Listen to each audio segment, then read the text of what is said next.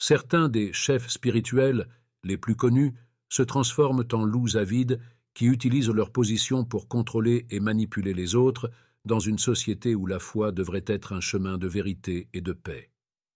Nous sommes plus que jamais conscients de la nécessité de repérer ces faux prédicateurs depuis que la Bible nous a prévenus des faux enseignants et des faux prophètes qui apparaîtraient dans les derniers temps.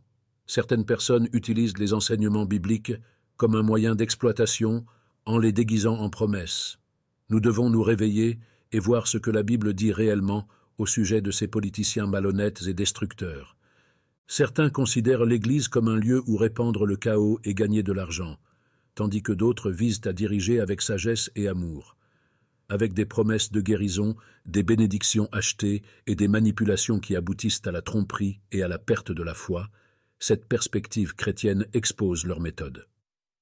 Nous apprendrons comment ces individus charmants et contrôlés s'accrochent à leur autorité et ne cessent d'accroître leur sphère d'influence. Ce récit biblique nous met au défi d'examiner et de défendre ce qu'il y a de plus sacré, la vraie confiance en Dieu, en fournissant des exemples sans ambiguïté et des mises en garde. Les leaders charismatiques ont l'art d'attirer l'attention comme s'ils possédaient une capacité unique à influencer leurs disciples, un lien si fort qu'il empêche toute interrogation. Ces personnes utilisent fréquemment leur talent de persuasion et d'orateur pour inculquer des croyances apparemment immuables. De nombreuses personnes se croient protégées par leur leadership, alors qu'elles sont en réalité en danger à cause de leur dévouement inconsidéré. Toute question est considérée comme une menace pour Dieu lui-même, et le charisme se transforme en instrument de contrôle. Comme si le groupe d'adeptes était la seule famille digne de confiance, il en résulte un rejet des points de vue extérieurs. Le contrôle par la terreur, qui consiste à instiller une image de châtiment et de condamnation pour ceux qui remettent en question ou recherchent des faits alternatifs, est une autre technique aussi déstabilisante. Cette stratégie éloigne les gens de leurs proches ou d'autres influences éclairantes et s'appuie sur des revendications d'exclusivité. Ces leaders utilisent des plaidoyers en faveur de l'argent pour donner l'impression que les récompenses ne peuvent venir que du don, et c'est à ce moment-là que de nombreuses personnes commencent à vider leur porte-monnaie dans le but de gagner l'approbation de Dieu.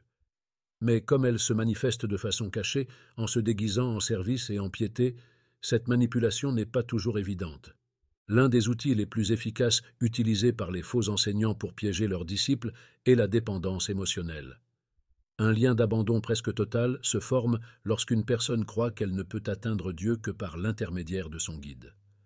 Les individus ne tiennent pas compte de leurs propres intuitions et adhèrent aux déclarations du leader comme s'il s'agissait des seuls faits qui puissent exister. Ce lien émotionnel est si puissant que certaines personnes s'enferment dans un schéma de conformité par peur de perdre la protection et la sagesse qu'il est censé offrir. Cette dépendance a des conséquences désastreuses, entraînant une fausse tranquillité manipulée. Un autre aspect qui a un impact important sur ces communautés est l'exploitation financière. Les faux prophètes utilisent des passages et des enseignements bibliques pour appuyer leurs demandes, faisant pression sur leurs adeptes pour qu'ils donnent plus qu'ils ne peuvent le faire. De nombreuses personnes qui subissent ce genre d'abus finissent par s'endetter, car elles pensent que c'est le seul moyen d'obtenir les grâces divines. De plus, les dévots sont liés par la honte et la crainte, qui les font se sentir indignes s'ils ne parviennent pas à faire les dons requis. Par conséquent, les fidèles sont pris dans un cycle sans fin d'endettement et de souffrance parce qu'on leur promet une bénédiction qui ne se matérialise jamais. Malheureusement, certains chefs religieux semblent plus soucieux de mener une vie de luxe que de servir leur société. Les manoirs, les voitures haut de gamme et les voyages de luxe ne sont que quelques exemples de la vie que de nombreux faux prophètes mènent aux dépens de leurs disciples. Ils promettent la paix et la prospérité alors qu'ils gagnent eux-mêmes de l'argent et des plaisirs en les justifiant comme des bénédictions pour leur service à Dieu. Ce décalage entre ce qu'ils enseignent et leur riche mode de vie est un signal rouge que beaucoup négligent par peur ou par allégeance aveugle, restant coincés dans une illusion magistralement construite. Une autre caractéristique problématique est la promesse de miracles et de guérison, une pratique qui exploite les espoirs et l'agonie des personnes qui souffrent.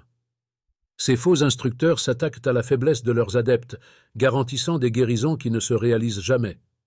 Dans les moments de désespoir, les individus sacrifient leurs affaires et leur foi à la recherche d'un soulagement qui ne vient jamais. L'influence de certains s'étend même à la politique et à la société, utilisant leur autorité pour influencer des décisions qui affectent beaucoup de monde, toujours sous le prétexte d'une mission divine. Si cette vidéo t'aide à mieux comprendre ces difficultés, je voudrais que tu la likes avant que nous continuions à en apprendre davantage sur ces faux prophètes et leurs tactiques. Ton aide est cruciale pour que davantage de personnes soient au courant de ces faits et puissent se défendre contre ceux qui veulent porter atteinte à notre religion.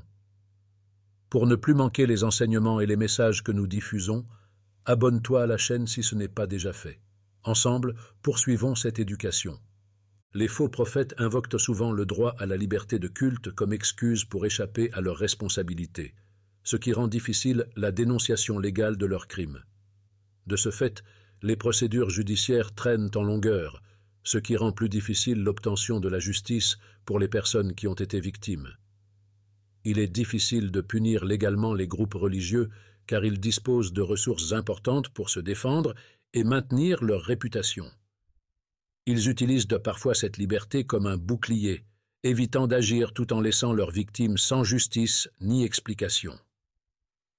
L'opinion publique est un autre élément important à prendre en compte dans ces situations. Aveuglés par leur dévotion et la perspective de récompenses célestes, les fidèles finissent parfois par devenir les premiers à protéger ces dirigeants. Les médias jouent un rôle crucial dans leurs efforts pour faire tomber cette façade, mais ils se heurtent à la résistance et aux critiques de personnes aveugles à la vérité.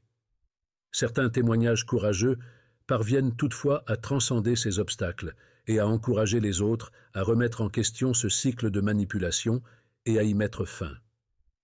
Suivre de faux prophètes peut avoir des résultats désastreux, laissant de nombreuses personnes profondément désillusionnées.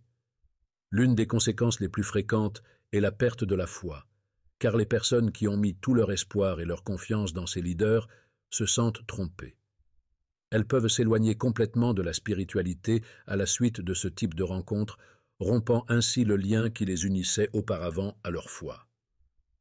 En outre, la désintégration de la communauté est inévitable, rompant les amitiés et les familles qui avaient auparavant des croyances similaires et laissant derrière elles des cicatrices douloureuses.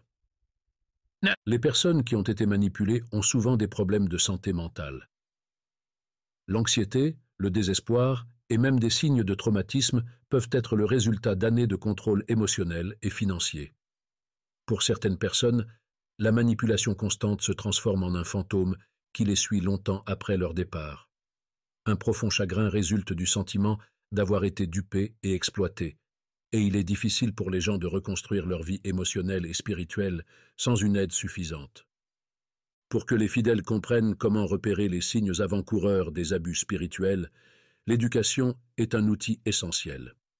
Une résistance peut être développée pour aider les gens à se défendre contre ces escroqueries s'ils ont une conscience claire du fonctionnement des instructeurs frauduleux.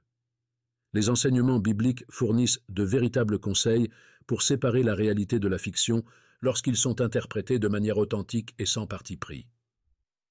En outre, l'élimination des abus au sein des congrégations exige la transparence des procédures religieuses, y compris la responsabilité et la supervision financière. Le rétablissement des personnes qui ont été blessées dépend du soutien qu'on leur apporte. Elles peuvent partager leurs expériences et trouver la guérison grâce à des réseaux de soutien, notamment des services de conseil et des organisations d'anciens membres. Des réglementations plus strictes sur l'exploitation religieuse sont également cruciales, car elles permettent de se prémunir contre les faux prophètes. L'influence de ces loups ravisseurs dans l'Église diminue au fur et à mesure que de plus en plus d'individus progressent dans leur connaissance et leur foi, laissant place à une spiritualité authentique et sûre. T'es-tu déjà demandé si la perception que tu avais de ces leaders était exacte? Il est temps d'agir maintenant que nous connaissons les mensonges et la tromperie qu'utilisent ces faux prophètes. Considère ce que dit la Bible, réfléchis-y, et n'aie pas peur de poser des questions aux personnes qui prétendent être des conseillers spirituels. La peur et la manipulation ne sont pas nécessaires à l'existence d'une véritable perspicacité et d'une confiance en Dieu. Pour que nous puissions continuer à discuter de ces sujets, à nous sauvegarder et à renforcer notre foi, je te demande gentiment de t'abonner à la chaîne et d'activer les alertes. Es-tu prêt à élargir ta perspective et à approfondir ton lien avec Dieu? C'est un endroit où tu peux étudier, réfléchir et ne jamais être dupe.